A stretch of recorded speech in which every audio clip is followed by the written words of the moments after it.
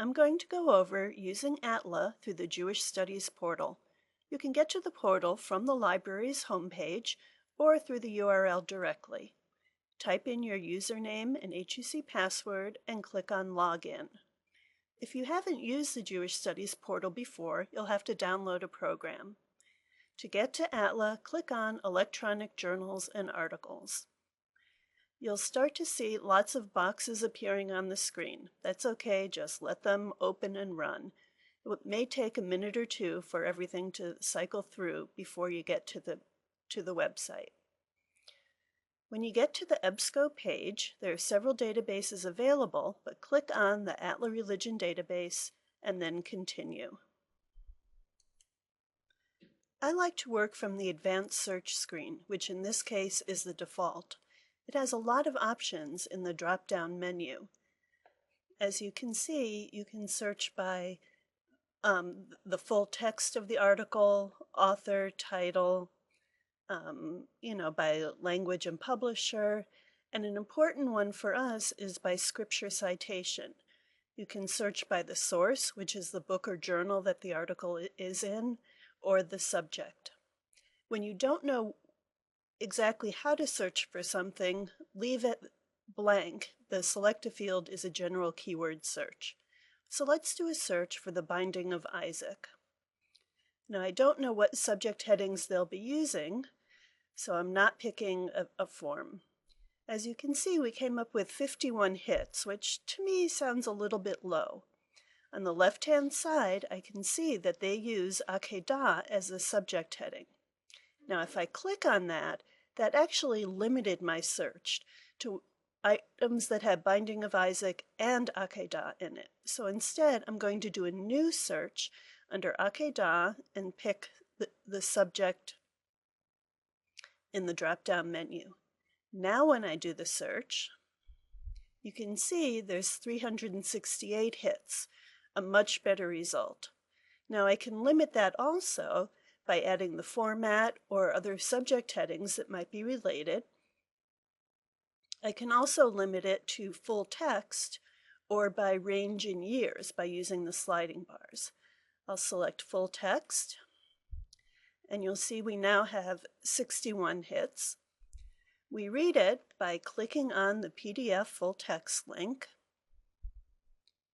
And from here, we can of course just read the article on screen. It will scroll down through the whole article.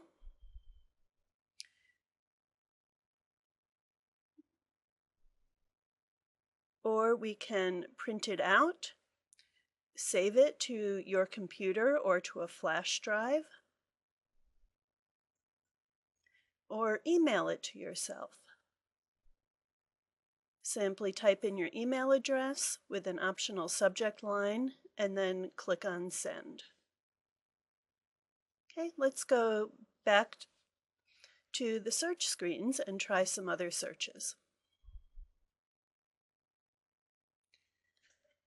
Let's do another search. Let's say your professor told you there was a great article by Dr. Weisberg on the subject of Ruth, only she doesn't remember when or where it was published or what the title is. So we'll put Weisberg in the author field and Ruth in the subject field. And you don't have to do the drop-down menu. I was just hitting S, until it got to subject, and A until it got to author. So we'll click search, and as you can see, we have 3 articles by 2 different Dr. Weisbergs, both from HUC. Now, this first one is actually the chapter of a book, and books will rarely have full text online, but you can copy and paste the name of the book and search it in the library catalog. Note that we're looking for the name of the book and not the name of the chapter title. The second article does have full text online. The third, it does not. It's an annual, which is a type of journal, but not all of them have full text. So again, we would copy and paste into the library catalog. Let's do one more search using the scripture citation feature. So I'll type in Jonah, this is for chapter 4, verse 11, and choose scripture citation.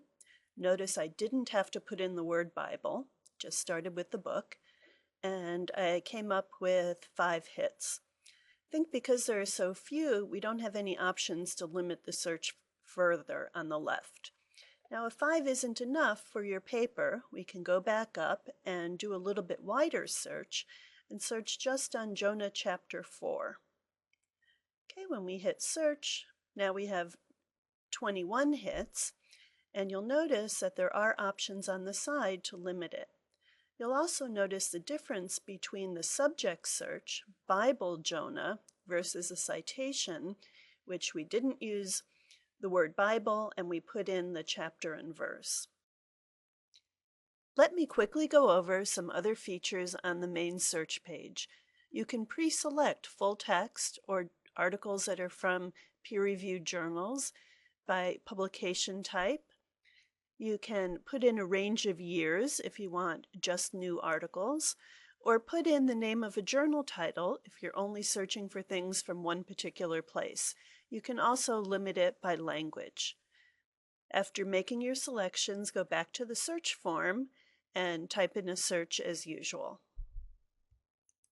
Clicking on the Search History button will allow you to view your previous searches, and you can review the results or revise the search. Another helpful tool is the Scripture menu. This will help you zoom in on a chapter or verse that you're interested in. Click on the Expand key to see a list of the verses, and when you click on the verse number, you'll see exactly how many articles have been written on that particular verse. Of course, as we mentioned before, you might have to go back and do a broader search if a larger portion of the book was actually discussed in the article.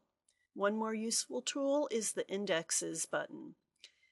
Sometimes we have the question if a particular journal is covered in an index, and by searching journal title here and typing in the name of a journal, you can see if it's covered in the index. Just click on the button, we'll scroll over, and we'll see that there's close to 5,000 hits, so clearly Vetus Testamentum is in the Atla database.